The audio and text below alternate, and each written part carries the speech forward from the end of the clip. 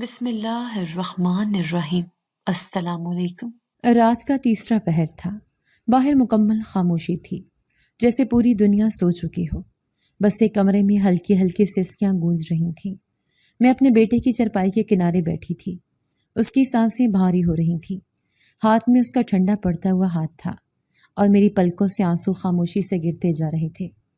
کبھی کبھی انسان خاموش رہتے ہوئے بھی اتنا کچھ کہہ جاتا ہے جو الفاظ میں نہیں سما سکتا۔ میری آنکھیں اس کے چہرے پر جمی تھیں، جیسے ہر لمحے اسے اپنے اندر بسا لینا چاہتی ہوں۔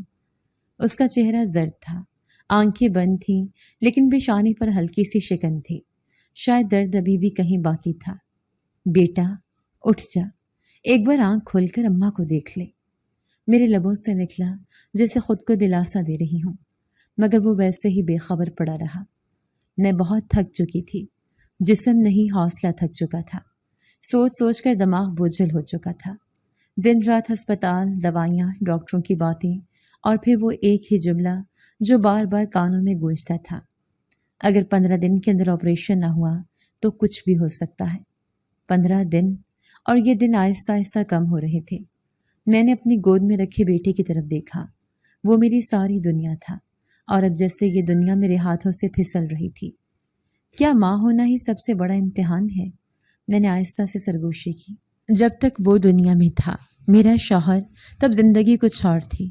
مشکلات تب بھی تھیں، مگر کسی دیوار کی طرح وہ میرے ساتھ کھڑا تھا۔ اور آج اس کی قبر پر اگتی گھاس بھی شاید مجھ سے زیادہ پرسکون تھی۔ میں نے آہستہ سے آنکھیں بند کی، ایک لمحے کے لیے چاہا کہ ماضی کے دروازے کھل جائیں۔ وہ دن یاد آنے لگے جب ہم ایک ساتھ کھانا کھاتے تھے۔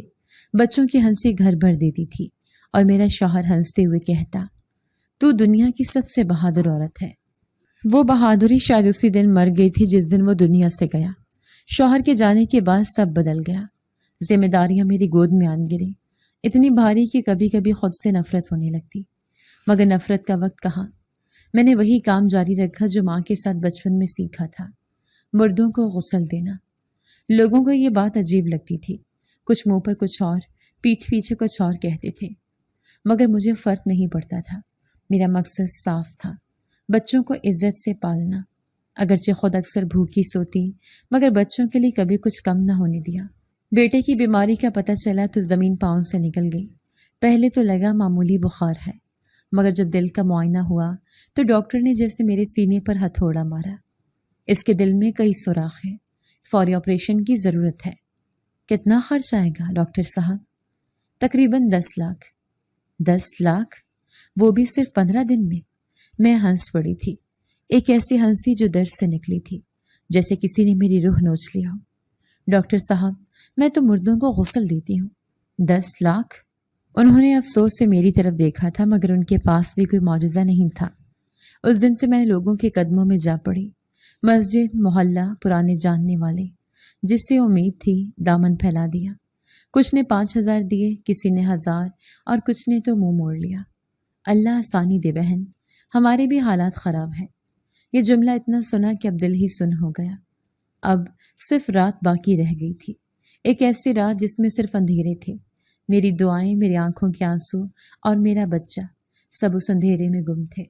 اس نے کروٹ لی، میں چونکی، سانس چیک کی، دل کی دھڑکن سنی۔ ہاں، ابھی زندہ تھا۔ میں نے اس کے بالوں میں ہاتھ پھیرا۔ ماں کچھ بھی کر لے گی تیرے لیے، بس تو آنکھیں کھول دے۔ میں جھک کر اس کے چہرے پر ماتھا رکھا، اس کی سانس اب اور بھاری محسوس ہو رہی تھی۔ میں اٹھی، کمرے کے کونے میں رکھے قرآن کی طرف بڑھی، وضو کیا، دعا کے لیے ہاتھ اٹھائے۔ آنکھوں سے آنسو مسلسل بہہ رہے تھے، زبان کچھ کہہ نہیں پا رہی تھی، بس دل چیخ رہا تھا، یا اللہ، کوئی راستہ، کوئی کرم، کوئی معجزہ۔ وقت جیسے رک گیا تھا، اور اسی لمحے دروازے پر ایک دستک ہوئی۔ دروازے کی دستک سن کر جیسے میں اپنے خیالوں سے چونک گئی، مگر ہمت نہ ہوئی کہ جا کر دیکھوں۔ دل کی حالت ایسی تھی کہ جیسے جسم کے اندر ہی شور مچ رہا ہو۔ بیٹے کی سانس تھوڑی دیر کو ٹھہری تو میں نے فوراً اس کی پیشانی چوم لی، آنکھیں بند کیں، اور وہیں چارپائی کے پاس زمین پر بیٹھ گئی۔ یادیں، ان کا کوئی وقت نہیں ہوتا، وہ جب آنا چاہیں آ جاتی ہیں، اور پھر لے جاتی ہیں وہاں جہاں دل کے زخم ابھی بھی تازہ ہوتے ہیں۔ وہ دن بھی کچھ ایسا ہی تھا، سردی کی ایک صبح، جب میرے شوہر نے کہا، میں بس آدھے گھنٹے میں آتا ہوں اور راشن لے کر، اور پھر وہ کبھی واپس نہیں آیا۔ یہ جملہ میرے ذہن میں گونج رہا تھا۔ میں نے کتنی بار وہ دروازہ کھولا تھا اس دن، ہر آواز پر چونک جاتی تھی، مگر آیا صرف ایک پولیس والا، جو ایک پرس اور شناختی کارڈ میرے ہاتھ میں تھما گیا، اور یوں وہ گھر جس میں کبھی ہنسی گونجتی تھی اچانک خاموش ہو گیا۔ میرے شوہر کا نام رشید تھا، محنتی، سادہ اور اپنی باتوں میں زندگی چھپا لینے والا شخص۔ وہ تانگا چلاتا تھا، روز صبح سویرے نکلتا، رات گئے لوٹتا، شام کو بچوں کے لیے ہمیشہ کچھ نہ کچھ لاتا، کبھی لڈو، کبھی آم اور کبھی صرف ہنسی۔ اماں، ابا کے ساتھ بازار جانا ہے۔ بیٹے کی آواز مجھے اب بھی یاد ہے۔ رشید کا جانا اچانک ہوا تھا، مگر زندگی کو سنبھالنے میں وقت لگا۔ مجھے کچھ سمجھ نہیں آیا کہ کہاں سے شروع کروں۔ بیٹی تب صرف 4 سال کی تھی اور بیٹا 10 کا۔ آنکھوں میں سوال تھے اور پیٹ میں بھوک۔ کسی نے مشورہ دیا کہ بیوہ ہو گئی ہو، پردہ کرو، گھر سے باہر مت نکلو۔ میں نے خاموشی سے سنا اور دل ہی دل میں فیصلہ کر لیا کہ بچوں کا پیٹ کسی مشورے سے نہیں بھرے گا۔ پہلا کام جو ذہن میں آیا وہی تھا جو بچپن میں ماں کے ساتھ کیا تھا، مردوں کو غسل دینا۔ یہ کام کوئی آسان نہ تھا، مگر میرے ہاتھ اس کام کی عادی تھے۔ محلے والے جانتے تھے کہ میری ماں یہ کام کرتی تھی، اس لیے زیادہ سوال نہیں ہوئے۔ پہلا جنازہ جس پہ میں گئی وہ ایک بوڑھی عورت کا تھا۔ میت کے قریب کھڑی ہوئی تو دل زور سے دھڑکنے لگا۔ آنکھوں کے سامنے رشید کا چہرہ آ گیا۔ میں نے آنکھیں بند کی اور دل میں پڑھا، یا اللہ، یہ صرف کام ہے۔ اس دن جو کچھ 100 روپے ملے، ان سے میں نے بچوں کے لیے دودھ، آٹا اور 2 انڈے لیے۔ بیٹی خوشی سے چہکنے لگی تھی، اماں، آج تو انڈا بھی ہے۔ یہ جملہ سن کر میری آنکھوں میں آنسو آ گئے تھے۔ وہ انڈا جو کبھی معمولی چیز تھی، آج میرے بچوں کے لیے خوشی کا سبب بن گئی تھی۔ رفتہ رفتہ لوگ مجھے بلانے لگے، جنازوں میں جانا معمول بن گیا۔ کبھی دن کے وقت، کبھی رات گئے۔ میں نے خود کو مضبوط کیا، ہار پہننا چھوڑ دیا، خوشبو لگانا چھوڑ دی، اور صرف ایک کام کو اپنا مقصد بنا لیا، بچوں کی زندگی بہتر بنانا۔ ایک بار میں ایک امیر گھر میں گئی تھی، وہاں ایک نوجوان کی موت ہوئی تھی۔ غسل کے بعد ماں نے میرے ہاتھ پکڑ لیے، بیٹی، تو ماں ہے نا، جانتی ہو یہ دکھ کیسا ہوتا ہے؟ میں نے اس کی طرف دیکھا اور کہا، جی ماں ہوں، اور ہر دن مر رہی ہوں۔ اس دن انہوں نے مجھے کچھ زیادہ پیسے دیے اور جاتے جاتے کہا، اپنے بچوں کے لیے کچھ اچھا کرنا۔ میں نے وہی پیسے بیٹے کے اسکول کی فیس میں دیے۔ وہ اسکول جانا چاہتا تھا اور میں چاہتی تھی کہ وہ وہی خواب دیکھے جو رشید دیکھتا تھا، پڑھا لکھا، صاف ستھرا، عزت دار انسان۔ بیٹی کو قرآن سکھانا شروع کیا، وہ جلدی سیکھتی تھی۔ لوگوں نے اسے بھی پسند کیا، کئی گھروں سے بلایا جانے لگا، ہدیہ ملنے لگا۔ تھوڑا تھوڑا کر کے ہم نے عزت سے جینا سیکھ لیا۔ کبھی کبھی ایسا لگتا جیسے رشید ہمیں دیکھ رہا ہو، مسکرا رہا ہو، جیسے کہہ رہا ہو، تو میری شیرنی ہے۔ لیکن یہ شیرنی تھکنے لگی تھی۔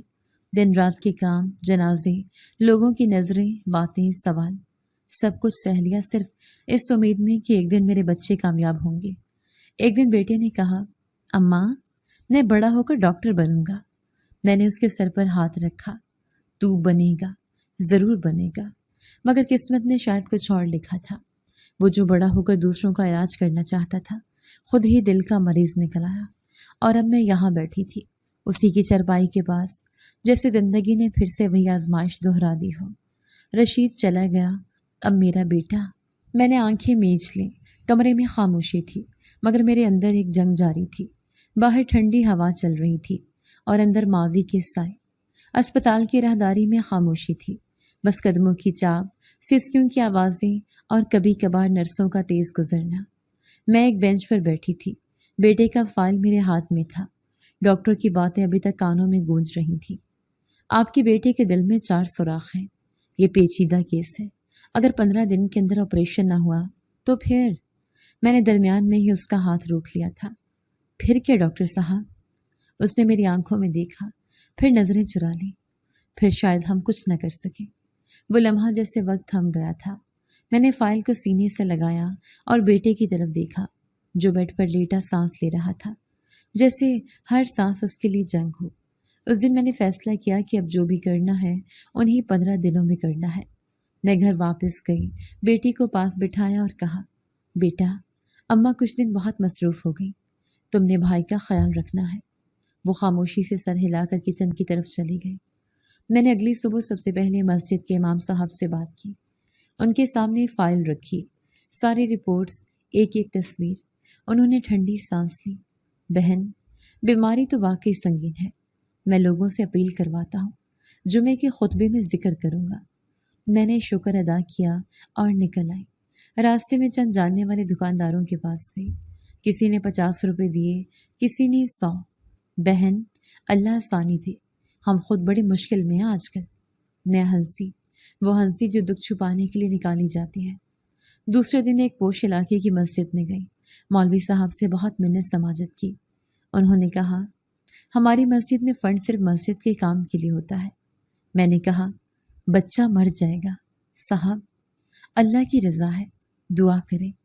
میں نے پہلی بار محسوس کیا کہ اللہ کی رضا کو اکثر لوگ اپنی بے حسی چھپانے کے لیے استعمال کرتے ہیں۔ پھر ایک امیر عورت کے دروازے پر گئی جس کے شوہر کو میں نے غسل دیا تھا۔ بیل دی، دروازہ کھلا، خادمہ باہر نکلی۔ بیگم صاحبہ سو رہی ہیں، بعد میں آنا، بس 2 منٹ بات ہے، کہا نا سو رہی ہیں۔ دروازہ بند ہو گیا۔ میرے ہاتھ میں بیٹے کی رپورٹ تھی۔ میں نے وہی دروازے کے کنارے رکھ دیا اور پلٹ گئی۔ سوچا شاید نیند سے اٹھ کر کبھی ضمیر بھی جاگ جائے۔ چوتھے دن میں شہر کی ایک بڑی مسجد کے دفتر پہنچی۔ وہاں امدادی درخواستیں جمع کی جاتی تھیں۔ نمبر لگوایا، فارم بھرا، ایک ایک پرچی دی۔ لڑکے نے کہا، فنڈ کی منظوری میں 10 دن لگ سکتے ہیں۔ میں نے کہا، مجھے 10 دن نہیں ہے، میرے بیٹے کو 10 دن نہیں ہے، تو کیا کریں؟ سسٹم ہے، سب کا ایک جیسا۔ میں دروازے کے باہر بیٹھ گئی، آسمان کی طرف دیکھا۔ سورج تپ رہا تھا، لیکن میری ہتھیلیاں سرد تھیں۔ ایک بزرگ پاس آئے، چہرے پر نور تھا۔ پوچھا، بیٹی پریشان لگتے ہو؟ میں نے مختصر بتا دیا۔ انہوں نے جیب سے 500 روپے نکال کر دیے۔ اللہ رحم کرے۔ 5واں دن آیا۔ میں نے فیس بک پر ایک پوسٹ بنوائی، تصویر لگائی، ڈاکٹروں کی رپورٹس بھی۔ لوگوں نے لائک کیا، کمنٹ کیا۔ اللہ شفا دے، اللہ آسانی دے، آپ کا نمبر بھیجیں۔ مگر 2 دن گزر گئے، کوئی پیسہ نہیں آیا۔ ایک شخص نے میسج کیا، پہلے نیکر میں تصویر بھیجیں، پھر مدد کریں گے۔ میں نے موبائل بند کر دیا۔ ایک رات ایک پرانی سہیلی یاد آئی، سائمہ۔ کال کی، اس کے شوہر نے اٹھایا۔ میں نے کہا، بس ایک کام تھا، مدد چاہیے۔ اس نے آواز دھیمی کی، بیگم سے بات نہیں ہو سکتی، ہمارے ہاں عورتیں باہر کے معاملات میں نہیں پڑتی۔ میں نے شکریہ کہا، فون بند کیا اور اندھیرے کمرے میں بیٹھ کر چپ چپ رونا شروع کیا۔ 7واں دن آیا تو گھر میں صرف آٹا بچا تھا۔ بیٹی نے کہا، اماں چاول تو کل کے بھی نہیں بچے۔ میں نے چپ چاپ گیس جلائی، آٹے کی روٹی بنائی اور اسے دے دی۔ پھر سوچا کچھ بھی کر لوں 10 لاکھ صرف دعاؤں سے نہیں آئیں گے، مجھے لوگوں کے پاؤں پکڑنے ہوں گے۔ میں نے قبرستان کے متولی سے بات کی۔ اس نے ایک جنازہ بتایا جس کی عورت نے خاص طور پر مجھ سے غسل دلوانے کا کہا۔ میں وہاں گئی، کام کیا، کچھ پیسے ملے، مگر یہ سب ملا کر بھی صرف 7,000 ہوئے تھے۔ 8ویں دن میں بہت تھک گئی، جسمانی نہیں ذہنی۔ ایک محلے دار نے کہا، تم جیسے لوگوں کے لیے کوئی کچھ نہیں کرتا، تم جیسے غریب، بیوہ، لاچار، تم صرف ہمدردی کے قابل ہو، بھروسے کے نہیں۔ میں نے پلٹ کر دیکھا اور کہا، جب میرے بچے کی سانس رکے گی تمہاری یہ بات میرے دل پر آخری کیل ہوگی۔ رات کو بیٹے کے سینے میں درد ہوا، اسپتال لے گئی، انہوں نے دوا دی اور کہا اب وقت بہت کم ہے۔ 11 دن رہ گئے تھے۔ میں نے پھر ایک بار اللہ سے کہا، یا اللہ اگر تو میرا امتحان لے رہا ہے تو اب جواب بھی دے دی۔ رات کے تیسرے پہر اچانک دروازے پر دستک ہوئی۔ یہ آواز اچانک آئی تھی، جیسے سناٹے کو چیر کر اندر گھس گئی ہو۔ کمرے میں اندھیرا تھا، صرف کونے میں جلتی ہوئی دھندلی سی لالٹین روشنی دے رہی تھی۔ بیٹا سو رہا تھا یا شاید بے ہوش، یہ فرق اب سمجھنا مشکل ہوتا جا رہا تھا۔ دروازے کی آواز پھر آئی، تھوڑی زور سے۔ میں نے چادر سنبھالی، دبے قدموں آگے بڑھی۔ دل تیزی سے دھڑک رہا تھا۔ رات کا یہ وقت اور اس حالت میں کوئی دروازے پر ہو تو خوف کا احساس فطری ہوتا ہے۔ آہستہ سے پٹ کھولا، سامنے ایک عورت کھڑی تھی، درمیانی عمر کی، آنکھوں کے نیچے سیاہ ہلکے، ہاتھوں میں گھبراہٹ۔ اس کے پیچھے ایک مرد خاموشی سے کھڑا تھا، چہرہ صاف نظر نہیں آ رہا تھا۔ معاف کیجیے گا، آپ ہی وہ خاتون ہیں جو مردوں کو غسل دیتی ہیں؟ میں نے سوال کا جواب دیے بغیر دروازے کو اور بند کرنے کی کوشش کی۔ بی بی، اس وقت میرے 2 بچے ہیں، گھر میں اکیلی ہوں، اس وقت غسل دینا ممکن نہیں۔ اس نے فوراً کہا، ہمیں ابھی کے ابھی دفنانا ہے، بہت دیر ہو چکی ہے، میت کی حالت خراب ہو رہی ہے، خدا کے واسطے ہمارے ساتھ چلیں۔ میں نے سر جھٹکا، رات کے اس پہر گھر سے نکلنا ممکن نہیں، اگر صبح تک رک سکتے ہو تو آ جاؤں گی۔ اس نے پیچھے کھڑے مرد کی طرف دیکھا جیسے مشورہ لے رہی ہو، پھر دوبارہ میری طرف پلٹی۔ ہم آپ کو منہ مانگی قیمت دیں گے، جتنے چاہیں۔ یہ جملہ میرے دل کے اندر کہیں چپ گیا۔ لفظ قیمت جیسے ایک جھٹکا تھا۔ میں کچھ لمحے خاموش رہی، پھر بولی، تم کیا قیمت دو گے؟ 10,000؟ 15,000؟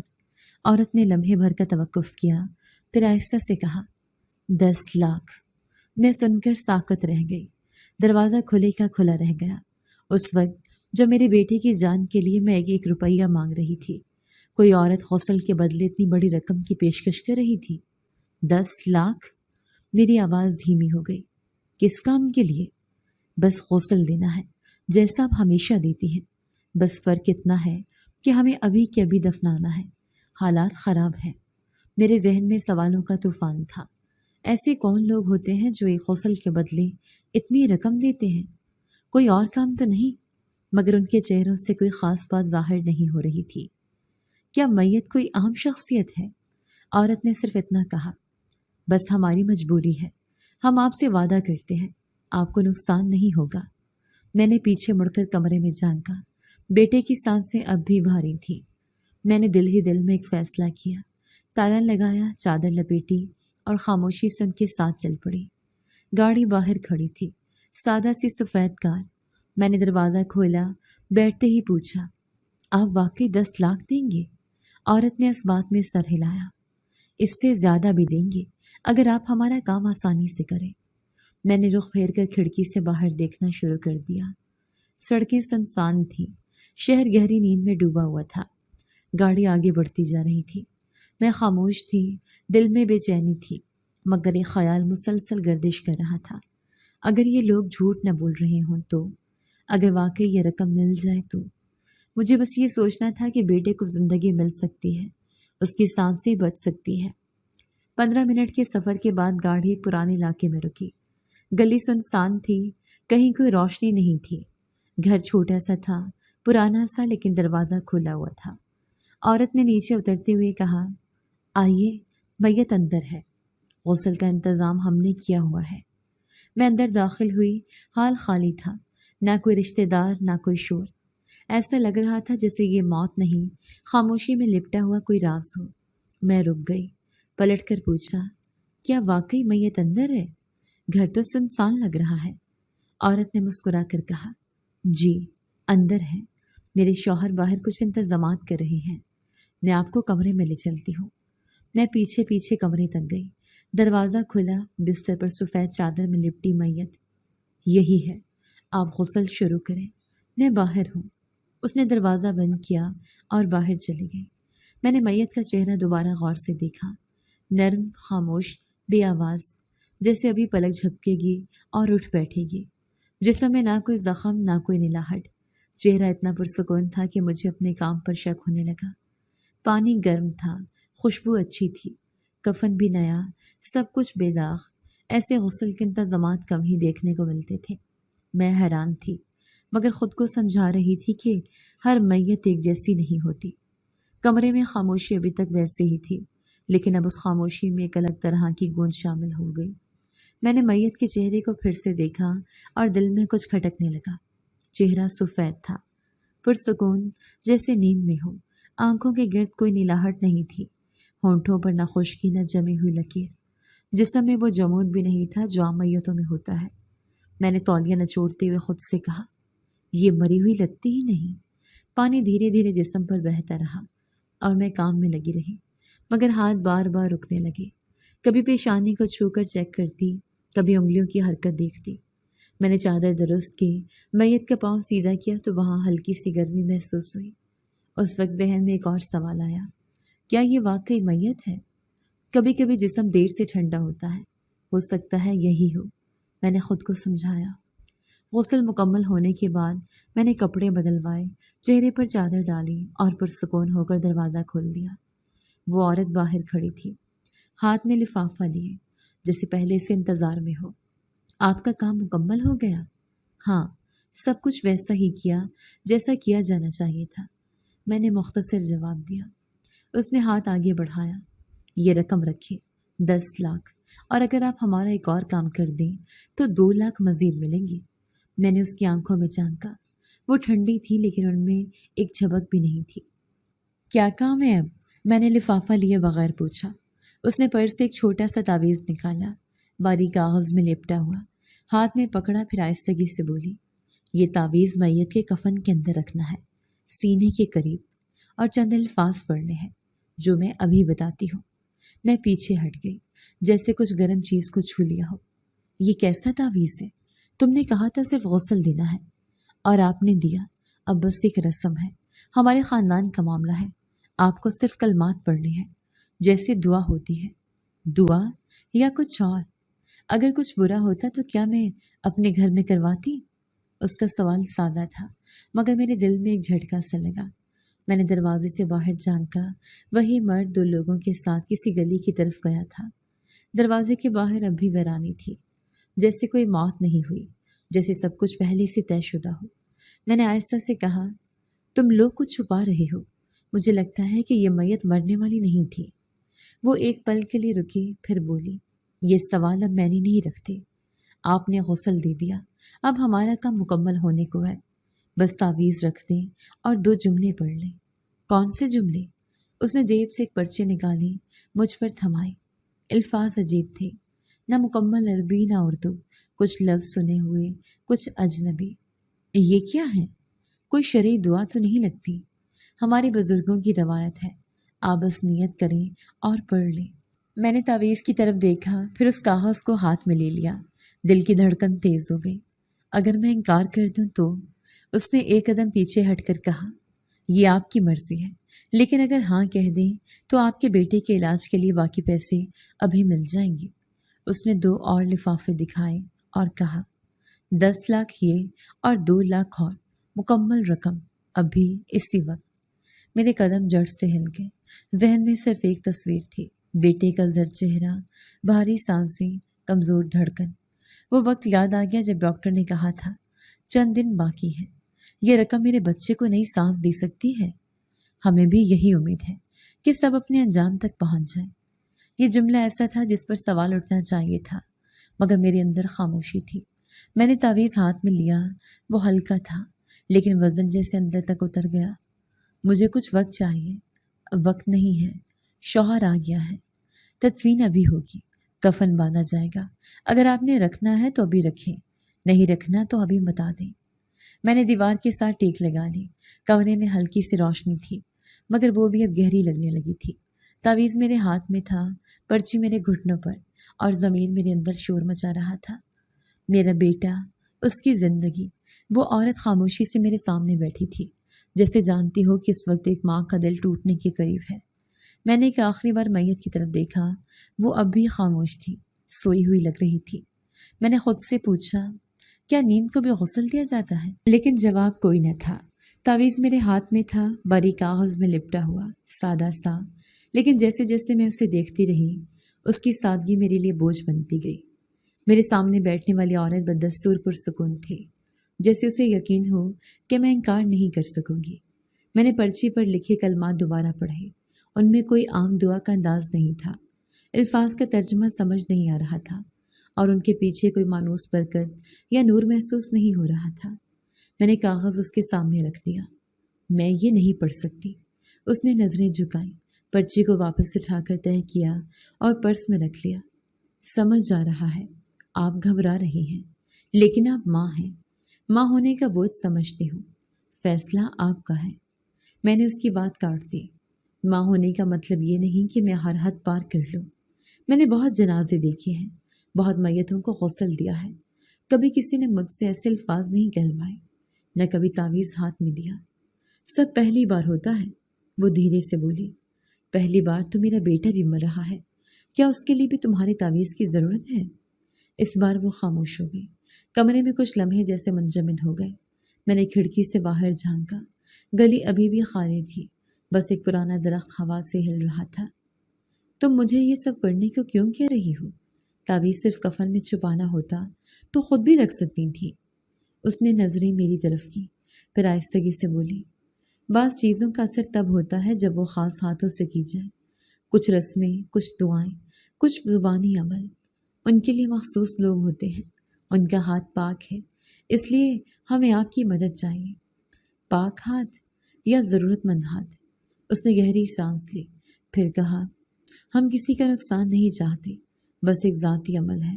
کچھ پرانی الجھنیں سلجھانی ہیں، اور ان الجھنوں کی قیمت میرے ضمیر سے ادا ہو۔ میں نے تیزی سے پوچھا۔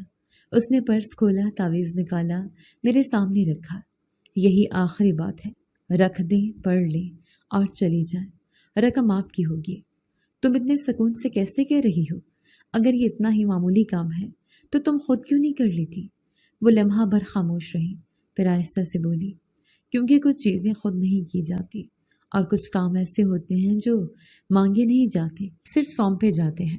میں نے ایک بار پھر تعویذ کی طرف دیکھا، اتنا چھوٹا سا کاغذ، مگر میرے ہاتھ لرز گئے۔ میں نے آج تک کسی تعویذ کو میت کے کفن کے ساتھ نہیں جوڑا۔ میں نے قرآن کے الفاظ سنے ہیں، ان کے نور سے غسل دیا ہے۔ تم جو دے رہی ہو اس میں وہ نور نہیں۔ اس نے پرس بند کر دیا، تعویذ دوبارہ لپیٹا اور ہلکی سی مسکراہٹ کے ساتھ کہا، پھر آپ نے جو کیا وہیں تک ہو، باقی ہم خود کر لیں گے۔ میں پیچھے ہٹی، لیکن دل ابھی بھی بے چین تھا۔ کیا تم مجھے استعمال نہیں کر رہی؟ اس نے پلٹ کر کہا، نہیں، آپ کو موقع دے رہی ہوں خود کو بچانے کا۔ یہ جملہ سیدھا دل میں لگا۔ میں دروازے کے قریب گئی، رک کر پوچھا، یہ لڑکی یہ مرنے والی نہیں لگتی تھی؟ اس نے پلٹ کر میری طرف دیکھا، چہرے پر لمحے بھر کو کچھ بدلا، آنکھوں میں کچھ چمک آئی، جیسے کسی یاد نے اسے چونکا دیا ہو۔ پھر وہی نرمی لوٹ آئی۔ کبھی کبھی موت نیند سے مشابہ ہوتی ہے، اور کبھی نیند ہی وہ مقام لے لیتی ہے جہاں سے لوگ واپس نہیں آتے۔ کیا مطلب؟ تم صاف بات کیوں نہیں کرتی؟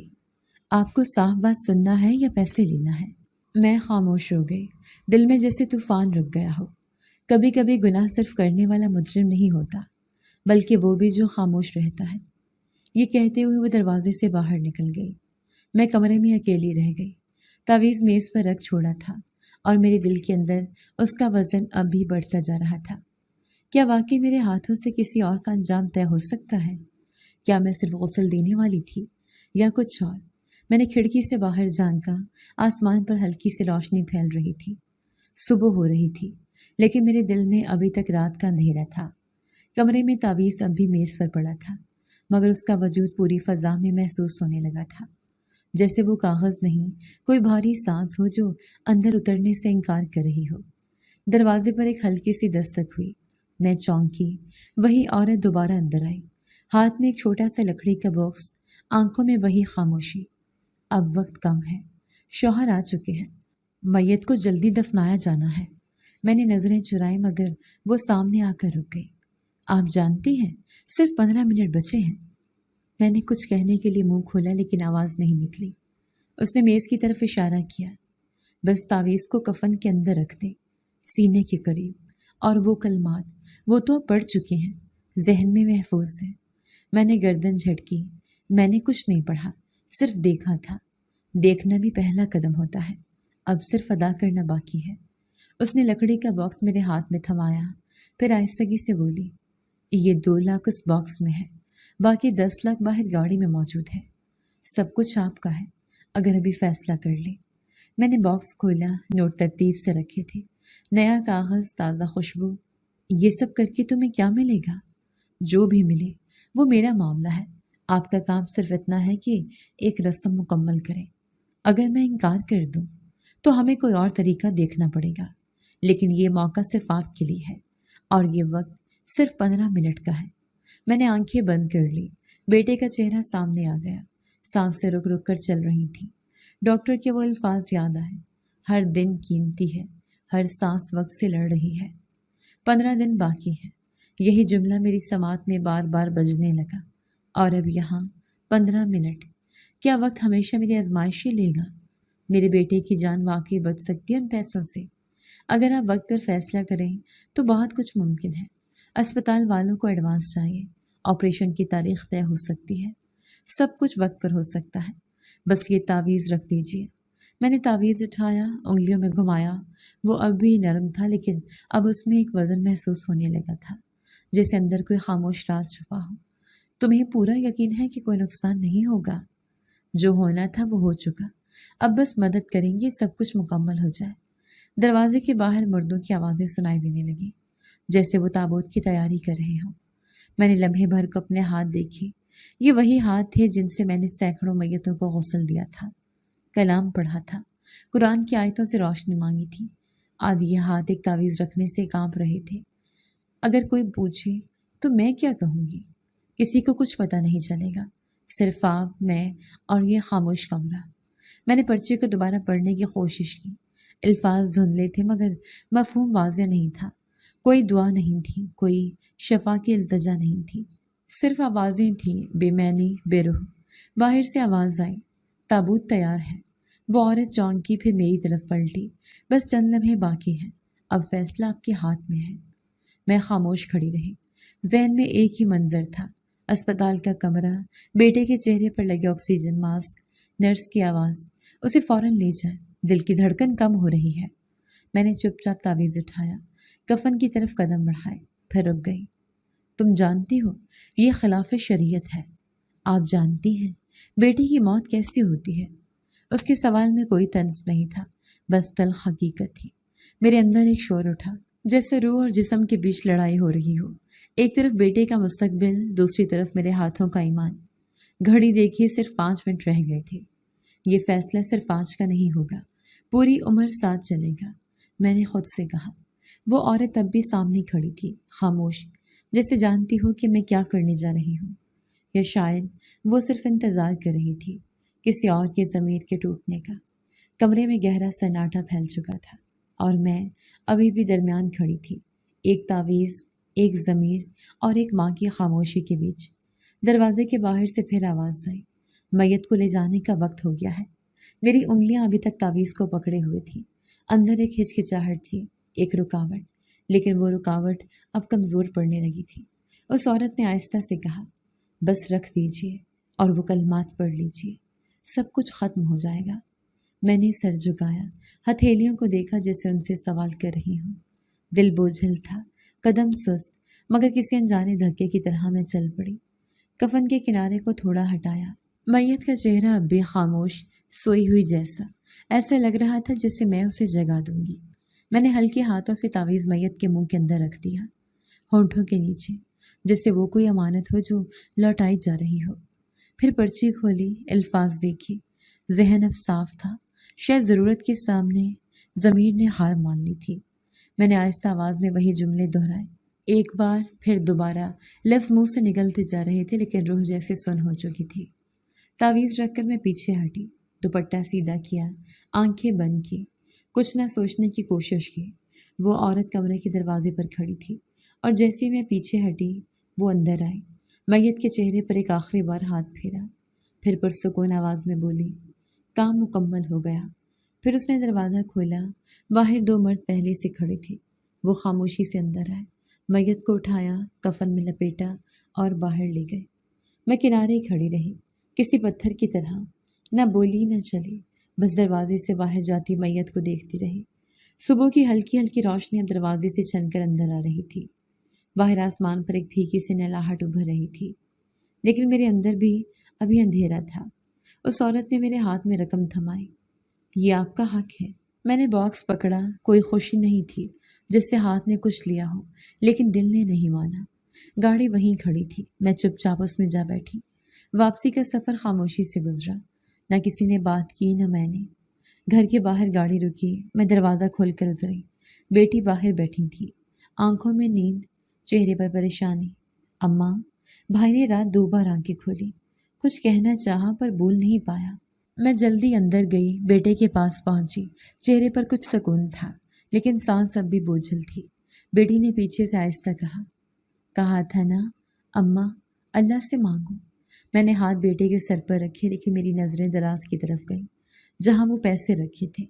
میں نے دل میں کچھ ٹوٹتے ہوئے محسوس کیا، ایسا لگا جیسے میں نے اس کے لیے کچھ غلط خریدا ہو، کوئی ایسا سودا جس میں قیمت بھی تھی اور نقصان بھی۔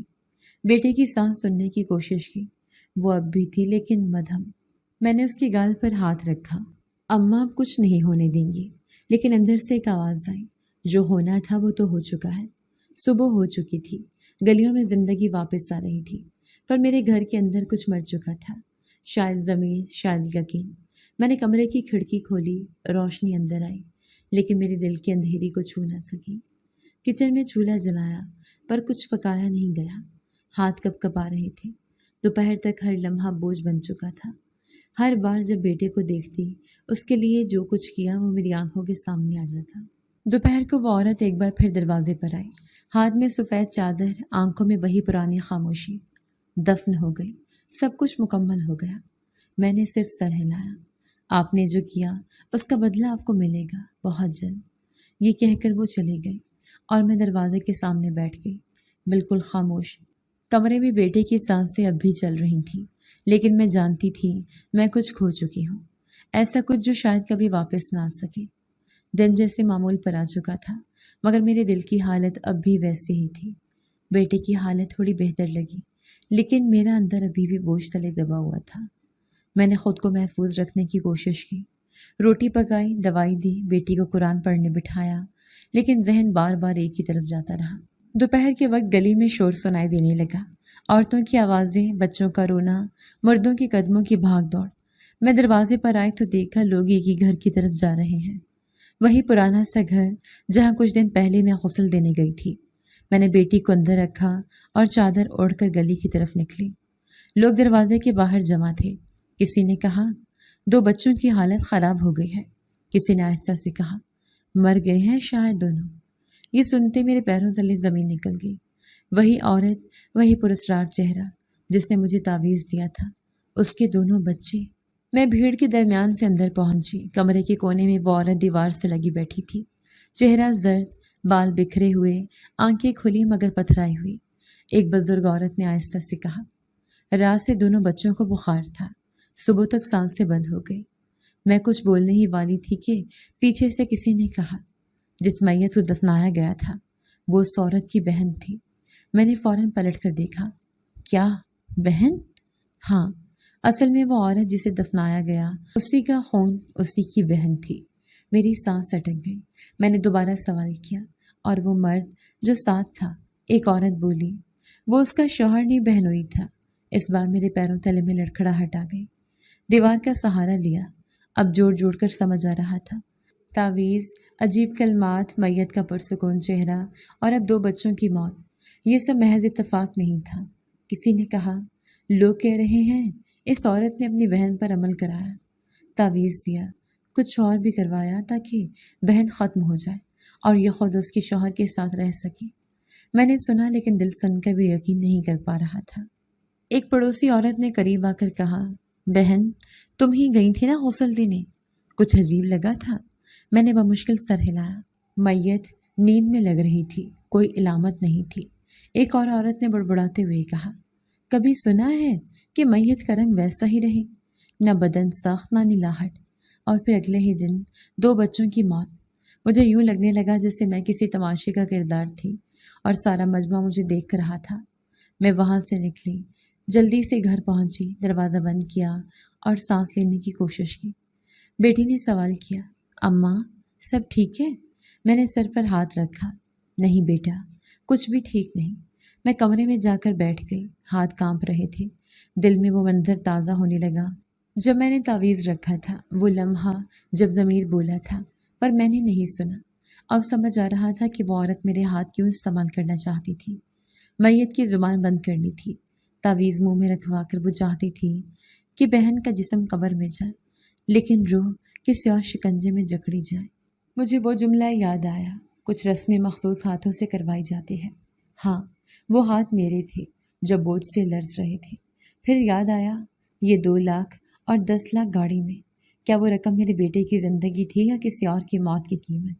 اس عورت کے بچے، وہ جو معصوم تھے، کیا ان کی موت بھی اسی عمل کا حصہ تھی تاکہ وہ اپنے مقصد تک مکمل پہنچ سکیں؟ میں سوچتی رہی، ایک غلطی، ایک لمحے کا فیصلہ اور انجام، ایسا جس میں نہ سکون، نہ فتح، نہ نجات۔ اس دن کے بعد میں نے بیٹے کے چہرے پر بہت غور سے دیکھا۔ اس کی سانسیں جاری تھیں، لیکن میری دعائیں اب بدل چکی تھیں۔ پہلے میں اس کی زندگی مانگتی تھی، اب صرف اتنا مانگتی تھی کہ اگر یہ سانسیں کسی گناہ کے بدلے میں آئی ہیں تو اللہ معاف کر دے، اور اگر کوئی انجام باقی ہے تو بس وہ میرے حصے کا ہو، میرے بچے کا نہیں۔ دروازہ بند کرتے ہوئے میرے ہاتھوں میں لرزش تھی۔ کمرے کے اندر خاموشی چھائی ہوئی تھی۔ باہر محلے میں شور اب بھی تھا، عورتوں کی سرگوشیاں، بچوں کی چیخیں، مردوں کے دبے دبے سوال، سب کچھ جیسے میری سماعت سے ٹکرا رہا تھا، مگر میری زبان بند تھی۔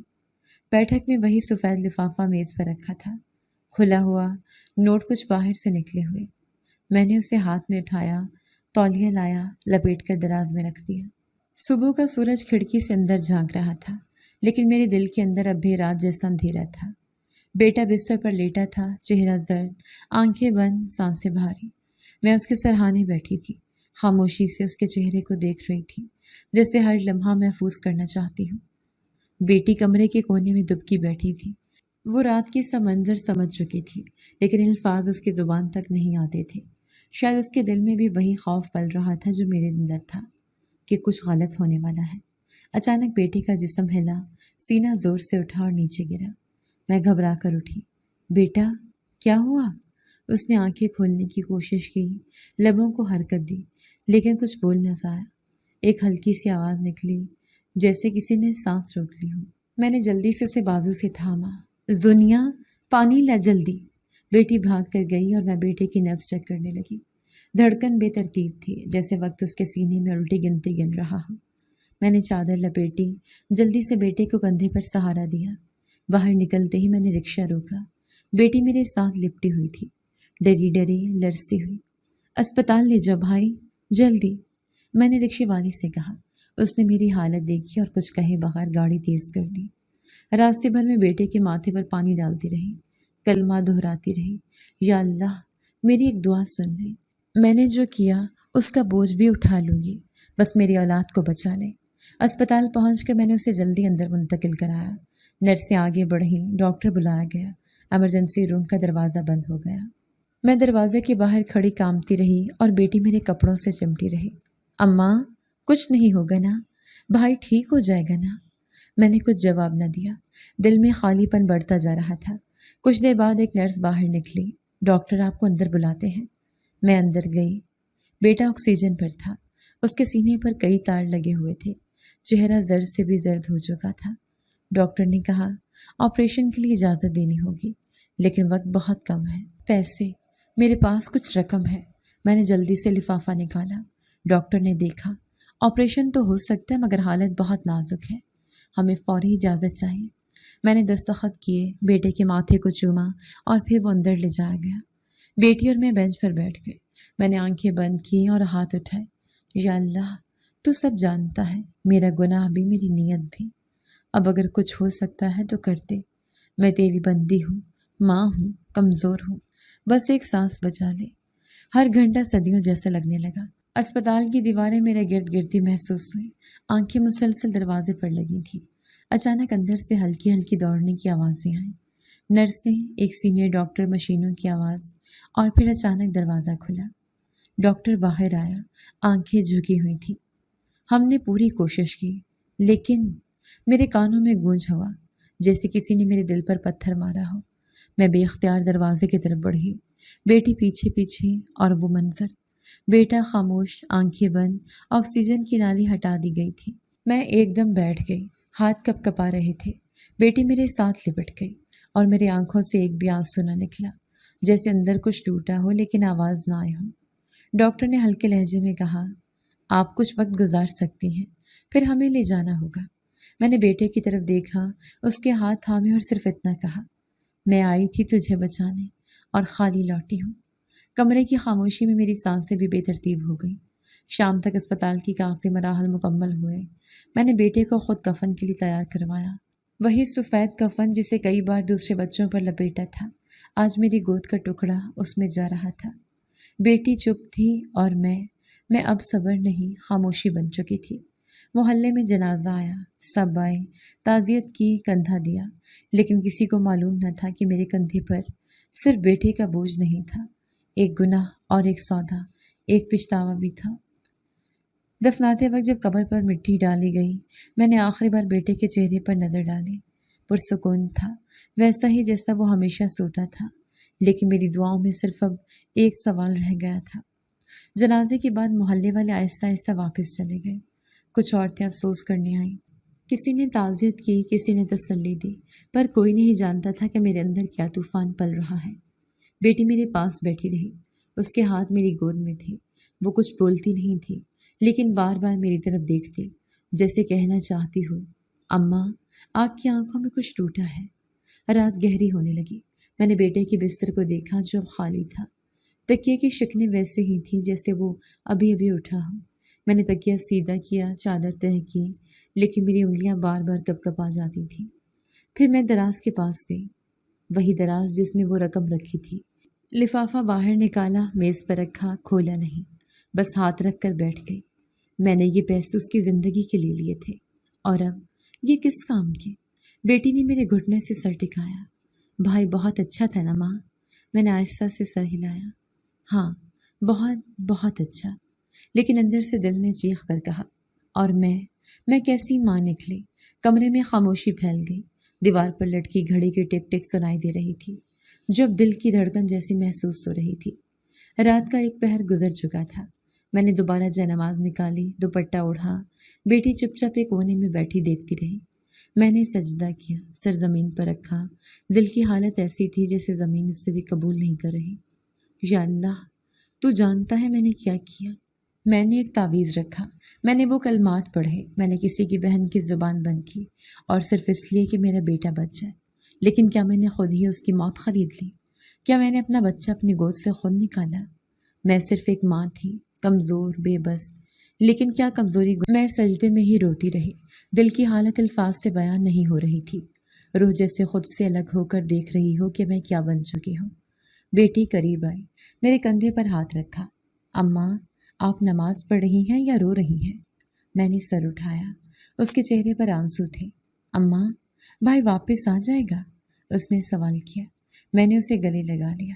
نہیں بیٹا، وہ واپس نہیں آئے گا۔ تو ہم کیوں رو رہے ہیں؟